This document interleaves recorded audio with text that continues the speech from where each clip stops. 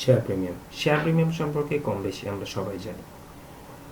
আজকে আমরা একটু বিস্তারিত জানার চেষ্টা করব। শেয়ার প্রিমিয়াম মূলত কি? শেয়ার প্রিমিয়াম মূলত হচ্ছে যে প্রতিটি শেয়ারের পার ভ্যালু এবং ওই শেয়ার ইস্যু করার ফলে শেয়ার হোল্ডাররা যে দামে ওই শেয়ারগুলোকে পারচেস করে, এই দুটোর মধ্যে যে ডিফারেন্সটা সেটাই হচ্ছে মূলত শেয়ার প্রিমিয়াম।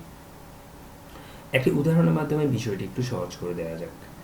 ধরা যাক যে 300টি শেয়ার আমি ইস্যু করতেছি, প্রতিটির মূল্য 10 টাকা করে, কিন্তু শেয়ার হোল্ডার যখন পারচেস করে শেয়ারটি, তখন তারা প্রতিটি শেয়ার 15 টাকা করে তারা পারচেস করে। এখন এই যে ডিফারেন্সটা, এই ডিফারেন্সটাই হচ্ছে মূলত শেয়ার প্রিমিয়াম। শেয়ার প্রিমিয়াম সম্পর্কে আরও কিছু জানা যাক। যেমন শেয়ার প্রিমিয়াম ডিভিডেন্ড হিসেবে ডিস্ট্রিবিউট করা যাবে না, তবে শেয়ার প্রিমিয়ামের টাকাটি বোনাস হিসেবে শেয়ার হোল্ডারদের কাছে ইস্যু করা যেতে পারে।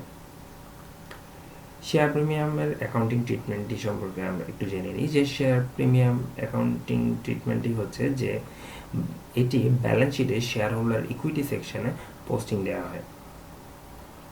ধন্যবাদ ভিডিওটি দেখার জন্য। যদি ভালো লেগে থাকে তবে লাইক, কমেন্টস এবং সাবস্ক্রাইব করতে ভুলবেন না। আর ভিডিও সম্পর্কিত যদি কোনো প্রশ্ন থাকে তবে আমাদেরকে জানাতে পারেন কমেন্ট বক্সের মাধ্যমে। আমরা চেষ্টা করব সেই সব প্রশ্নগুলোর উত্তর দিতে।